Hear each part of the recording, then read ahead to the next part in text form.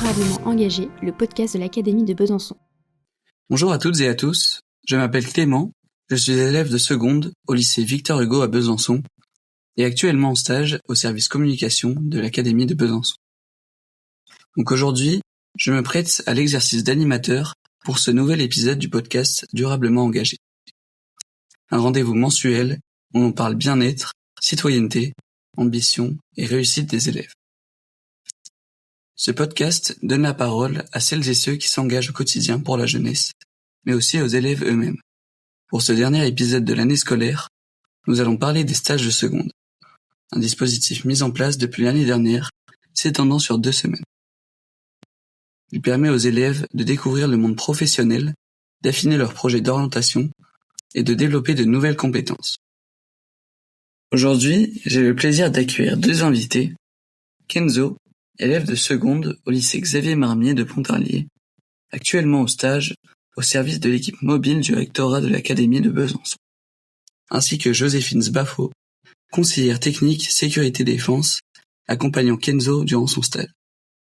Bonjour Kenzo, bonjour Joséphine, merci d'être avec nous. Bonjour Clément. Bonjour.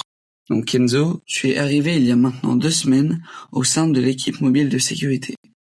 Qu'est-ce qui t'a donné envie de découvrir ce métier et pourquoi avoir choisi ce stage ? Alors moi, je suis déjà assez engagé dans les domaines liés à la sécurité, donc ça m'a un peu donné envie de découvrir un autre aspect de ce domaine. Par exemple, j'ai fait le service national universel, je suis cadet de la gendarmerie ainsi que jeune sapeur-pompier depuis maintenant 4 ans, et je vais être recruté comme sapeur-pompier volontaire dans quelques semaines. J'ai vraiment voulu voir ce que ça donne du côté sécurité-défense, mais pas dans le même cadre que celui que je connais déjà. Et puis, le fait que ce stage soit au rectorat, c'est vrai que ça m'a beaucoup intrigué. Parce que je ne savais pas du tout ce qui se passait là-bas. Comme beaucoup d'autres, je pense. C'est un endroit assez discret, donc j'étais curieux de comprendre comment ça marche, quels sont leurs rôles et comment ils gèrent la sécurité dans le milieu scolaire. Ça a vraiment été un facteur qui m'a motivé à choisir ce stage. D'accord, merci beaucoup. Joséphine, pourquoi avez-vous accepté d'accueillir un stagiaire de seconde dans votre service ? Qu'est-ce que cela représente pour vous ? C'est vrai que j'accepte, dès que j'en ai la possibilité, des stagiaires de tout niveau dans le service de l'équipe mobile de sécurité. Cela permet aux jeunes de découvrir les services présents au rectorat, mais aussi tout un tas de métiers qu'ils ne connaissent même pas. Quand j'étais élève, j'ai eu la possibilité et l'opportunité de réaliser plusieurs stages. Alors aujourd'hui, il me revient d'en faire tout autant. Merci beaucoup. Concrètement, Kenzo, qu'as-tu pu observer, apprendre ou réaliser au cours de ton stage ? Alors pendant ces 2 semaines, j'ai pu faire pas mal de choses variées. J'ai assisté à plusieurs réunions de service où on a parlé de l'organisation interne, du bilan annuel et de la façon dont ils gèrent la communication pour renforcer la sécurité. Et justement sur ce point, j'ai eu l'occasion de préparer une partie de cette communication, notamment en lien avec le maintien du plan Vigipirate Urgence Attentat, qui est toujours en vigueur. C'était important de réfléchir à comment faire passer les bons messages en étant clair, précis et efficace. J'ai vraiment pu voir l'envers du décor et y contribuer concrètement.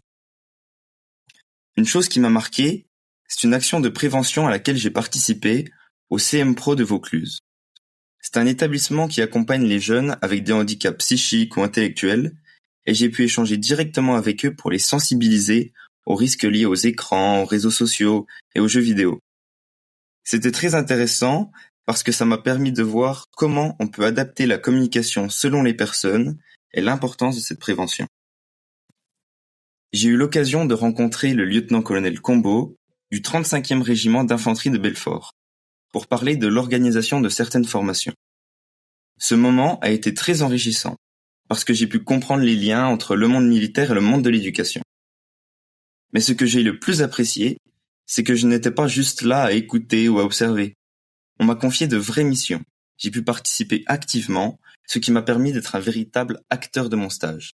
Ça m'a vraiment motivé et donné envie d'en apprendre encore plus.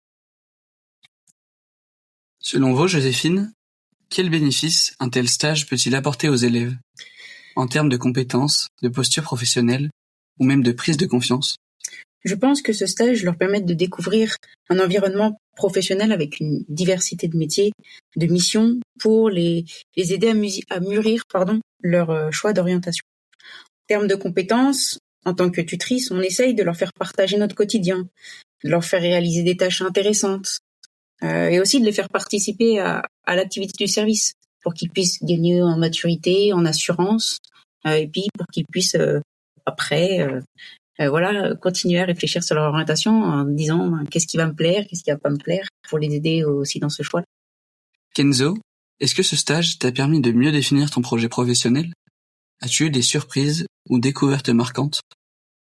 Pour être honnête, je ne pense pas que ce stage m'ait complètement aidé à définir mon projet professionnel, parce que je suis encore un peu indécis sur ce que je veux faire exactement plus tard. Par contre, il m'a vraiment permis de découvrir ce service qui travaille beaucoup dans l'ombre. Je ne savais pas à quel point c'est important et combien ils doivent gérer des situations différentes. Ce qui m'a le plus surpris, c'est de voir toutes les difficultés que les établissements scolaires doivent affronter chaque jour et à quel point il faut une organisation solide, un peu comme une fourmilière qui s'active en coulisses pour pouvoir réagir rapidement. C'est un travail d'équipe énorme qui ne se voit pas forcément, mais qui est essentiel pour la sécurité de tous. Ça m'a fait réfléchir sur l'importance de ce genre de métiers, qui sont souvent invisibles, mais qui ont un vrai impact. Joséphine, comment avez-vous préparé et organisé l'accueil de Kenzo dans votre service? Comment s'est déroulée votre collaboration au quotidien? Alors, j'ai d'abord demandé l'adhésion du service avant de proposer à Kenzo de venir réaliser son stage à l'équipe mobile de sécurité. Et puis à son arrivée, on lui avait élaboré une petite pochette d'accueil qui lui a été remise, donc avec son emploi du temps. On avait des documents lui permettant de découvrir son lieu de stage, les services du rectorat. Et puis après, j'ai pris un temps avec Kenzo pour lui présenter tous ses services, mes missions, et puis plus particulièrement celle de l'équipe mobile de sécurité. Au quotidien, le stage de Kenzo a été partagé entre des rencontres avec d'autres services, des interventions de prévention avec l'équipe mobile de sécurité, quelques participations à des réunions de travail, et puis du temps individuel sur des projets. D'accord, merci.